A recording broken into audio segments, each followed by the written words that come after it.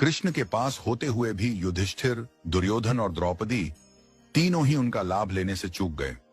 दुर्योधन को तो कृष्ण ने 2 बार कुछ लेने का अवसर दिया, परंतु धन, शक्ति और अभिमान के चलते वह लाभ लेने से चूक गया।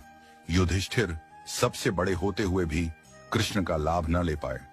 उलटे कृष्ण से कह दिया कि वे द्यूत क्रीड़ा में भाग न लें और कक्ष से बाहर ही रहें।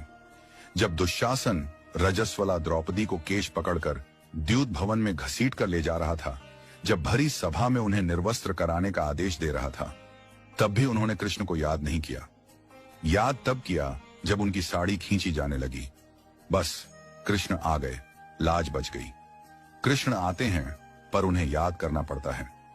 युधिष्ठिर जब एक के बाद एक सब कुछ हारे जा रहे थे, तब भी उन्होंने कृष्ण को याद नहीं किया। करते तो कृष्ण पासे पलट देते। दुर्योधन चतुर था, वह पासे फेंकने में कमजोर था। उसने पहले ही घोषणा कर दी कि उसकी ओर से चतुर मामा शकुनी पासे फेंकेंगे।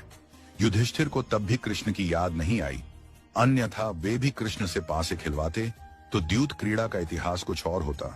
युधिष्ठिर चूक गए और कृष्ण के साथ होते हुए भी सब हार गए।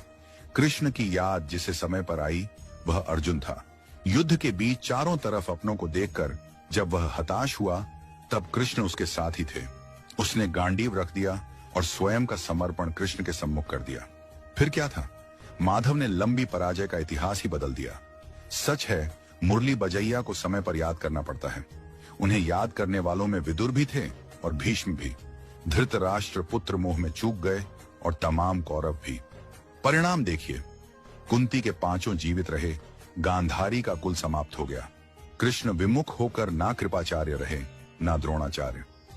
कृष्ण साथ ना हो तो भी कोई बात नहीं, उन्हें आदत है, वे पुकार पर चले आते हैं। महाभारत काल में कृष्ण साक्षात थे, परंतु उस समय के लोग चूक गए। सुदामा साथी थे, वे भी चूक गए, पर सुदामा की पत्नी ने नहीं चूका, किस्मत बदल गई। रामावतार में रावण जानता था कि राम के आने का उद्देश्य क्या है। कृष्ण अवतार में कंस अभागे थे, सगा भांजा कौन है जान ही न पाए। कृष्ण को जानना और पहचानना जरूरी है। जिन खोजा तिन पाइया, गहरे पानी पैठ। कोई कृष्ण नहीं हो सकता, केवल कृष्ण को जान सकता है। कृष्ण आज भी हमारे आसपास हैं। उन पर भरोसा हो तो उन्हें पाना संभव है। कितनी अबलाएं आधुनिक असुरों का ग्रास बन रही हैं। क्या करें, कान्हा को कोई पुकारती ही नहीं। अपने पास पाएंगी, जरा पुकारिए तो सही। याद रहे, बड़े छलिया हैं कृष्ण, बिना पुकारे नहीं आते।